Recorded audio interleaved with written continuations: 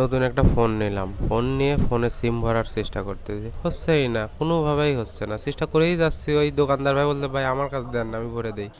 আমি না ছাড়ার বান্দা, আমি চেষ্টা করেই যাচ্ছি, লাস্টে না পারে বাধ্য হয়ে অপমানিত হয় বড় ভাইয়ের কাছে দিলাম, যে ভাই দেন, ভরে দেন। রীতিমতো আমি অপমানই হয়েছি।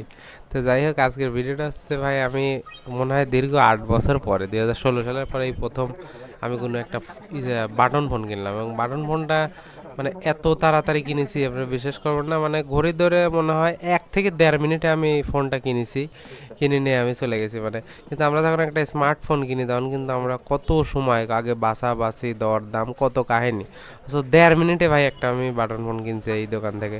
তা সচরাচর ভিডিওটা করা এই জন্য, কারণ সচরাচর স্মার্টফোন কিন্তু কেনা হয় নিজের পরিবারের বন্ধুর, দেখা যাচ্ছে অনেক স্মার্টফোন কেনা হয়, দোকানে যাওয়া হয়, কিন্তু বাটন ফোন আসলে অনেক দিন পরে। মানে 2016 সালে আমি লাস্ট একটা বাটন ফোন কিনছিলাম 600 টাকা দিয়ে ঢাকা থেকে।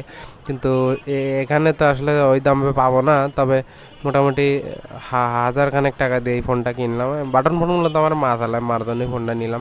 তো যাই হোক, বাটন ফোনেরও কিন্তু একটা যুগ ছিল, একটা সময় কিন্তু আমরা বাটন ফোনও অনেক সুন্দরভাবে ইউজ করতাম। দেখা যাচ্ছে যে বাটন ফোনের উপরে কাগজ লাগাইতাম, পলি লাগাইতাম, মানে স্ক্রিন প্রোটেক্টর লাগাইতাম প্লাস্টিকের।